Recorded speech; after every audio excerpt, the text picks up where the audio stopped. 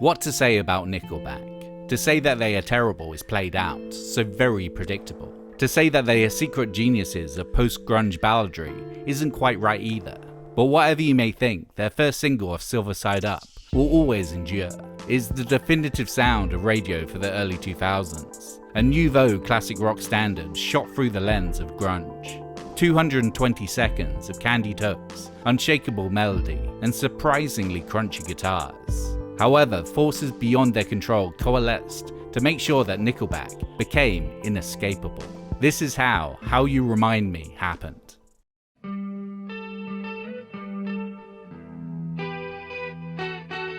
Everyone doing rock today has grunge in their sound. Since 1992, the sound of rock changed forever. 1994 was the year of Super Unknown, Vitalogy, Purple, the Jar of Flies EP, and the death of Kurt Cobain. Afterwards signalled a sharp decline for grunge as a movement, but an uptick for the major label bands signed as means to cash in on this Seattle sound. In came the era of post-grunge. Still present were the dark themes, powerful choruses, and flannel, but now buffed to a radio-ready sheen.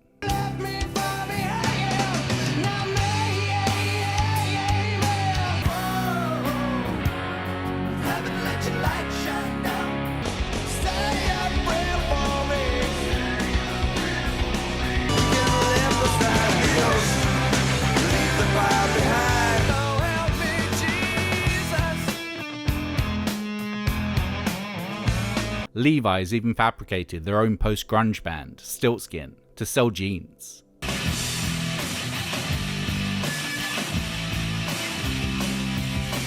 As these bands weren't necessarily aligned with the anti-commercial ethos that the original grunge bands adhered to, the major labels found them more malleable.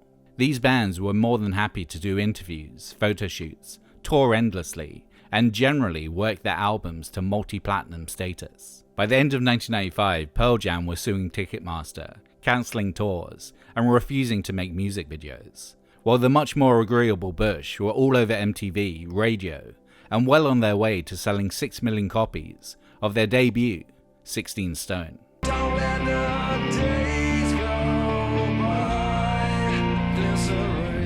Unlike the Cobains and Vedders of grunge, these bands were more comfortable with being rock stars. Musically, the formula was quite simple. Grab one or two of the following. The quiet, loud dynamics of Nirvana. I'm thinking why, yeah.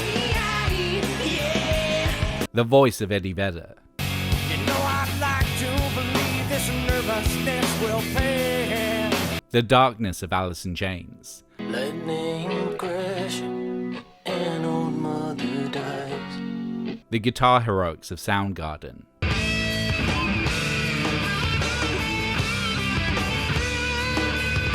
And make sure that the choruses aim for raw-hearted emotion and sound enormous on radio.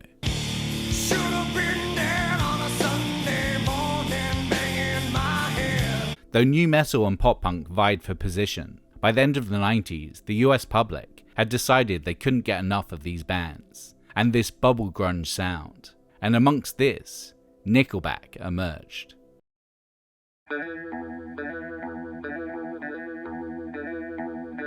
As much as it may have seemed like they came out of nowhere, with How You Remind Me spring-loaded, Nickelback actually formed in 1995, in Alberta, Canada.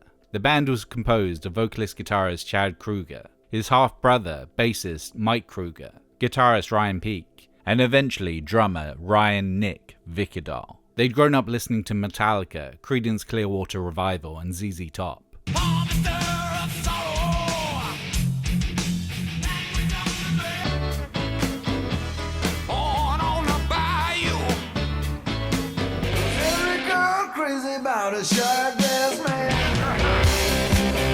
But like pretty much everyone else, in the 90s they discovered grunge.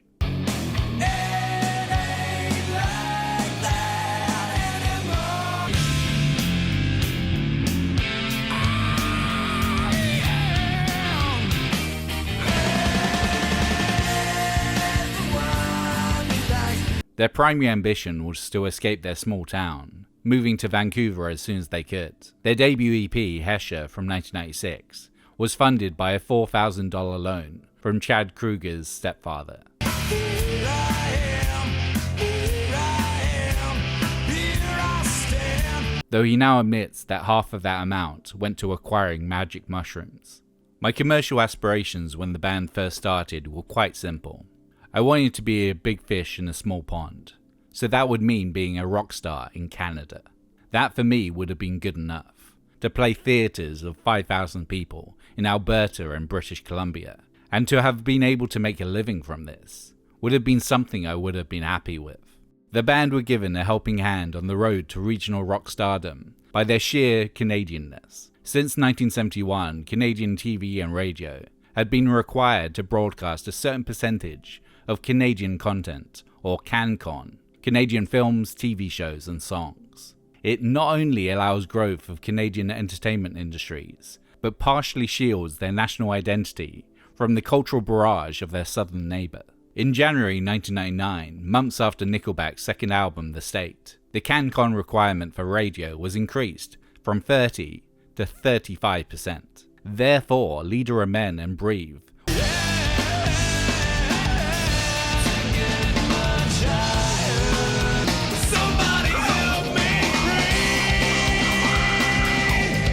were playlisted as suitable barriers against the flow of Creed, Matchbox 20 and Fuel.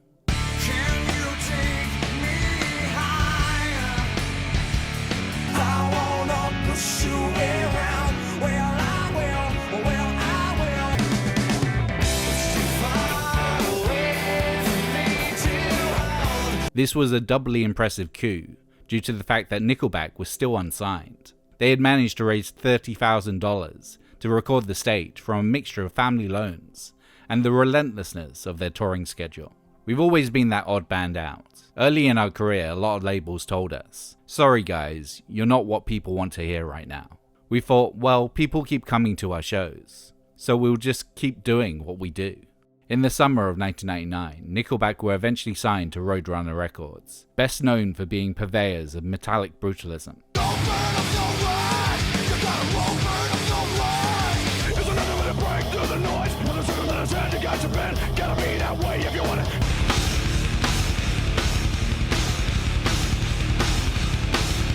Though clearly not the next Slipknot, the label saw that this band were packing out theatres, selling thousands of records on their own steam, and clearly had built a fan base. It would be stupid not to sign them. Their first move in March 2000 was to release The State in the US. It peaked on the Billboard album chart 5 months later, at number 130. One hurdle that the band had to overcome, however, was Kruger's lyricism, him finding it hard to express his emotions transparently. He'd lived through immense strife, growing up poor with a fractured home life, before being arrested for 11 counts of breaking and entering, and sent to juvenile detention at the age of 14.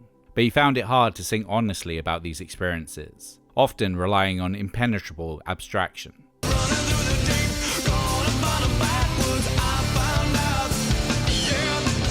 But while writing the follow-up to The State, he had a breakthrough on the track Too Bad.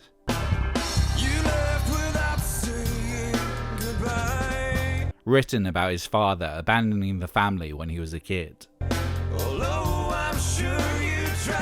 and the complicated feelings that were wrapped up in that.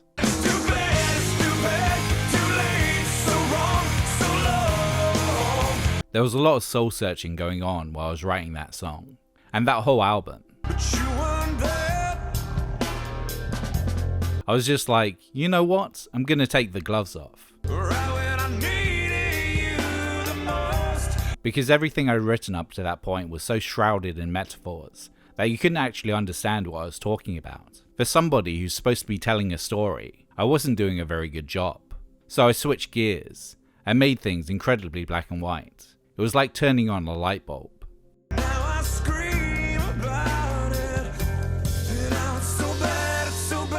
Now that listeners could pass what he was singing about, they needed a breakthrough single.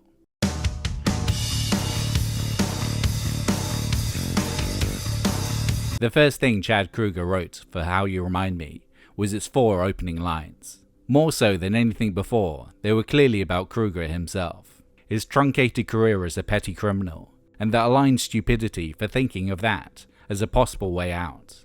Never made it as a wise man, I couldn't cut it as a poor man stealing. As well as his general obliviousness and lost feeling when faced with forces out of his control. Tired of living like a blind man. I'm sick aside without a sense of feeling. However, it was only after an increasingly commonplace argument with his girlfriend at the time that the song's true direction became more clear. This is a relationship song. Afterwards, Kruger stropped down to the basement, slammed on his PA system, and bled some catharsis, yelling into his microphone in the hopes that she'd get the message. I wanted it to be really loud so she could hear everything I was saying. I had written the second verse, the whole and when it got to that part, I really wanted her to hear it. Even the chorus.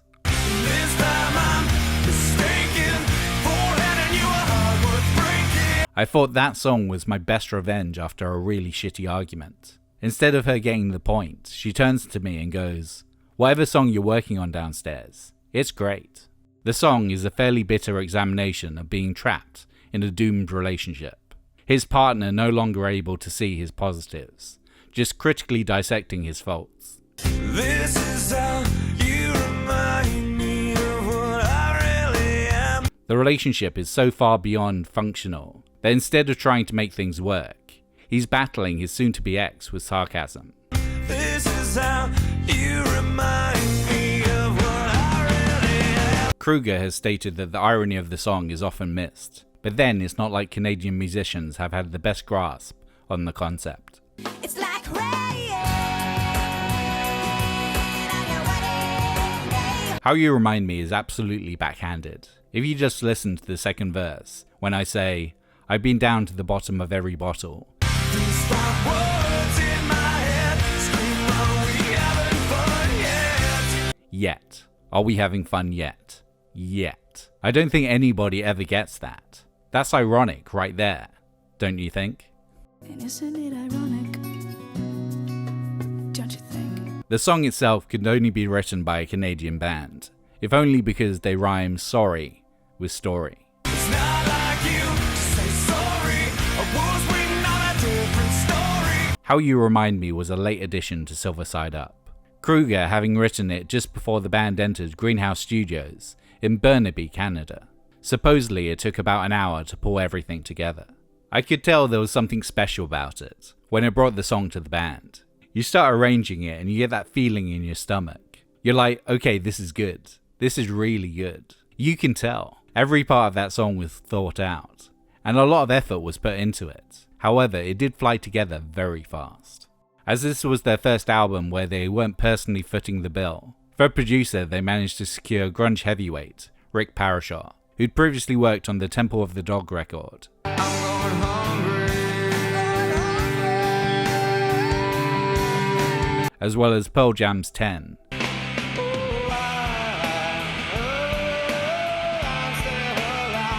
and the Alice in Chains track, Wood.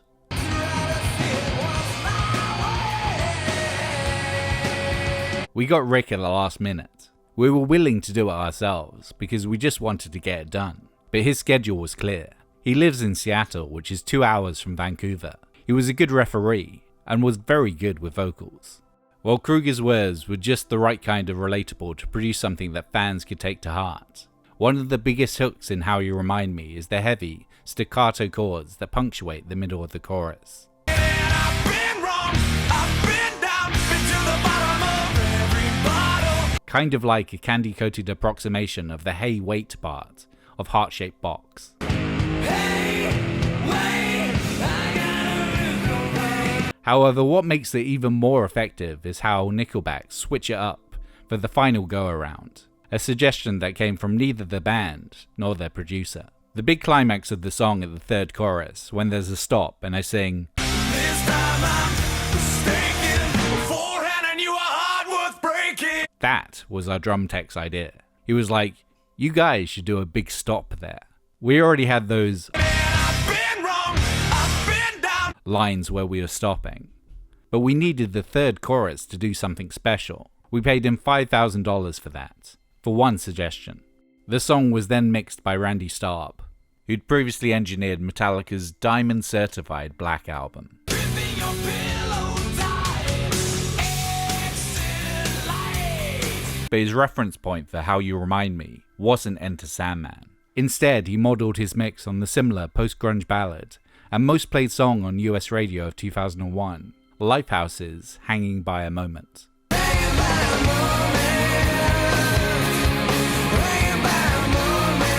While there was some disagreement within the band on whether Too Bad or Never Again might work as the album's lead single,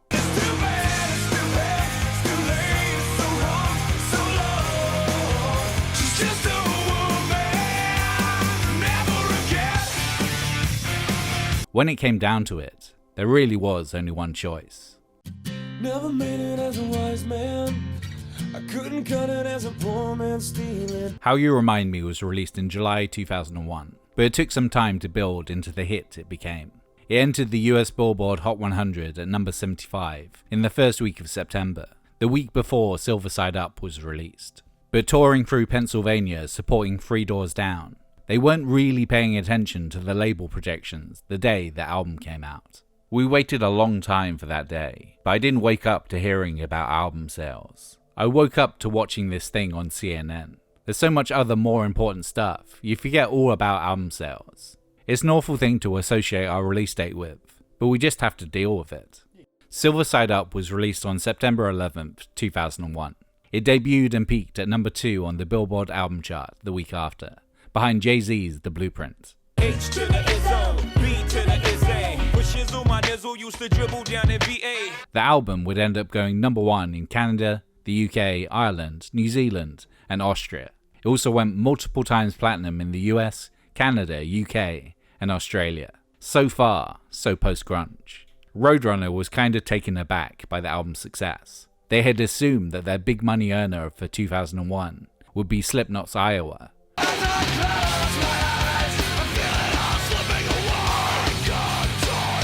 Which, though sold well, debuted at number 3 on Billboard and went platinum, was nothing on Nickelback. At the end of December, How You Remind Me hit the top of the Billboard Hot 100, displaced Usher's You Got It Bad, Baby, you got it bad. When you want it. and remained at the top for 4 weeks. By the end of January 2002, Nickelback had accumulated more weeks at number 1 than the combined efforts of Nirvana, Pearl Jam, Alice in Chains, Soundgarden, and Stone Temple Pilots. Their total was 0. So why Nickelback? Part of it was crossover appeal. It's one of those melodies that just rings in your head. My dad, a country music fan, told me, I didn't get it the first time, but I got it the second. That's what's really cool. It's not only hitting our target market, it's striking a chord with people. If you knew the formula, you'd write every song like that. Sometimes you just magically hit it. It's very odd to us. We're not used to seeing different age groups coming to shows. The song managed to get playlisted in a variety of different radio formats. Mainstream rock was a given, but also modern rock, active rock, adult contemporary, pop, and even some country stations were playing How You Remind Me. They even put out a version of the song with the loud guitars in the chorus replaced with acoustic ones, so as to not scare off pop audiences. And I've been wrong, I've been down, been to the bottom of every bottle. Plus, similar post-grunge ballad crossovers had been achieved by Three Doors Down, Creed, and Stained in the 18 months prior. If I go crazy, then will you still call me Superman? Under the sunlight, and everything I can remember. This was further aided by the Clear Channel buyout from back in 1996. Basically, FCC regulations were relaxed, provoking one mass media corporation to gobble up the majority of radio stations across the US. After which, if you were listening to a particular radio format in Alaska or Florida, you'll be getting the same 40 to 50 songs nationwide. Simply put, it homogenized the radio, creating the perfect set of circumstances to make a rock crossover band like Nickelback inescapable. At one point, they said that How You Remind Me is literally playing continuously throughout the United States, because every time the song stops on one radio station, it already started on another radio station in the country. It was continually playing for something like 6 or 8 months. I can't remember. We killed a lot of brain cells whenever the song reached some kind of goal like that. You're cracking a lot of champagne. There's a lot of hooray moments, for sure. How You Remind Me not only became the most played song on US radio of 2002, but according to Billboard Tabulator Nielsen SoundScan, the entire decade, with around 1.2 million plays. Similarly, multi-format monsters, Trains, Drops of Jupiter, The Callings, Wherever You Will Go, and Hoobastank's The Reason, ranked at number 2, 8, and 10, respectively, for the decade. Tell me, did the wind sweep you off your feet? If I could, then I would. And the reason is you. The UK were marginally less impressed by Nickelback. Their album may have got to number 1, but How You Remind Me stalled at number 4. Not like you to say sorry. Words waiting on a different story. The admittedly snobby British music press didn't know what to do with them. They weren't reviving garage rock like the in vogue The bands. Now it's all out and you know. 'Cause I want it to.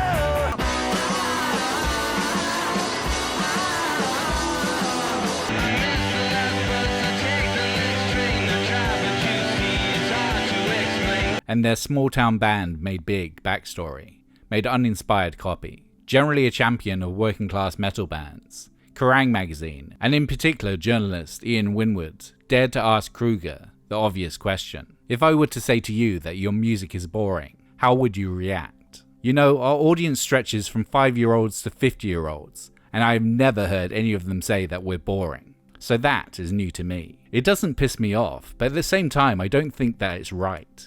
We're not the Backstreet Boys. We're a rock band and we say fucking shit. I mean, is rock music even popular in England? Because all I hear in America is that people's kids are loving Nickelback.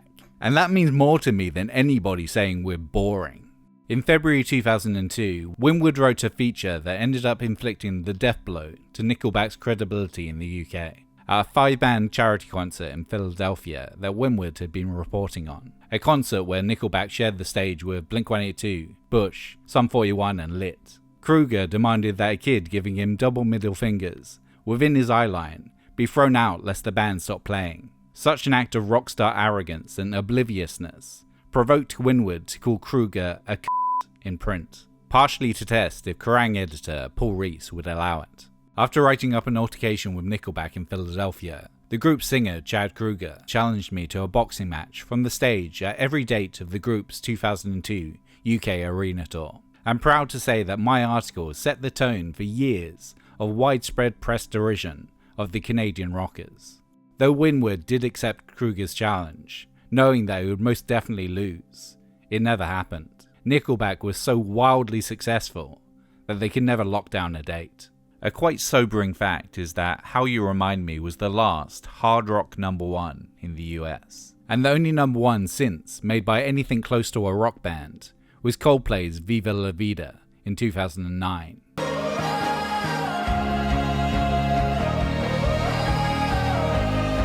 Nickelback continued on, appealing to the American masses. Their 2005 album All the Right Reasons is certified diamond in the US. But as much as Photograph and Rockstar have attempted to unseat it, How You Remind Me will always remain their signature song.